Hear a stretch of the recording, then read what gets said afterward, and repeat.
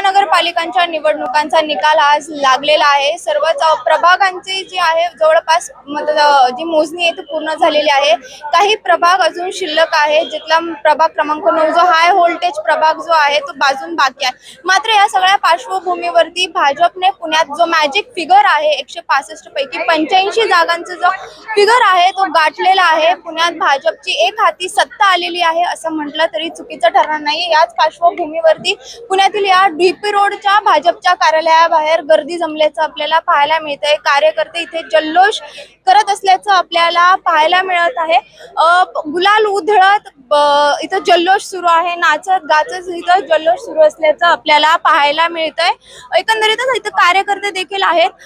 काय सांगाल, आज भाजपने मॅजिक फिगर गाठलेला आहे? मॅजिक नाही, मोठं बहुमत आहे, क्लीन स्वीप आहे।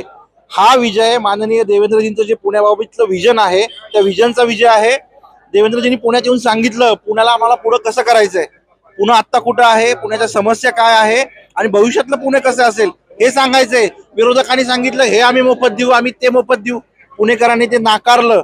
पुणेकरांना फुकटचं काही नकोय, पुणेकरांना विकास हवाय। हा विजय निव्वळ विकासाचा आणि भारतीय जनता पार्टीच्या प्रत्येक कार्यकर्त्यांनी जी मेहनत केली, 3 महिने घेतली, त्या मेहनतीचा हा विजय आहे। गेल्या अनेक दिवसांपासून मांडीला लावून बसलेल्या अजित पवारांनी मोठ्या घोषणा केल्या होत्या। कुठेतरी पुणेकरांनी त्या घोषणा डावलल्यात असं म्हणावं। या घोषणा म्हणजे चुनावी जुमला होता। पुणेकरांची मागणी होती का पीएमपीएल फुकट मिळावी, मेट्रो फुकट मिळावी।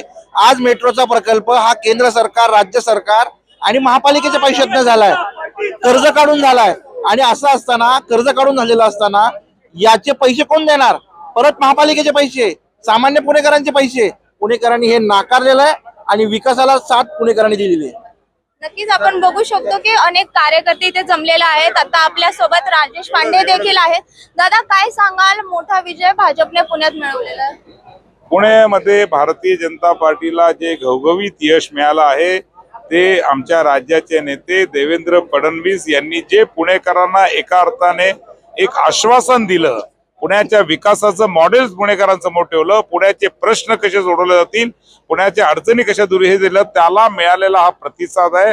आणि मला विश्वास आहे की देवेंद्रजींच्या नेतृत्वाखाली पुणे एक विकसित शहर म्हणून नक्की उभं राहील, याला विश्वास आहे। आपल्या सोबत आता देवेंद्र फडणवीस यांचे भाऊ देखील आहेत। दादा, काय सांगाल, सगळेच फडणवीस यांचं नाव घेत आहेत, भाजपचा आणि फडणवीस यांचा हा विजय असं सांगत आहेत। अकेला देवेंद्र क्या करेगा असं कोणीतरी म्हटलं होतं, तर पाहिलं सगळ्यांनी। असं आहे की एखादा ज्याला विजन आहे असा जर नेता एखाद्या राज्याला मिळाला तर काय होतं हे आपण सगळे बघतोय। त्यामुळे पुणे असो, नाशिक असो, मुंबई सगळ्यात मोठं उदाहरण आहे। त्यामुळे एखाद्या माणसाला विजन असेल तो सांगतो आणि तो करतो, जो करतो तो दिसतो। त्यामुळे देवेंद्रजींचंच नाव लोक घेणार, बाकी कोणाचे नाव घेऊ शकत नाही। म्हणून विरोधकांनी देखील बरेच आश्वासनं दिले होते। सगळ्यात गाजलेलं आश्वासन म्हणजे अजित पवारांचं की मेट्रो आणि पीएमपीएलचा प्रवास आम्ही मोफत देऊ।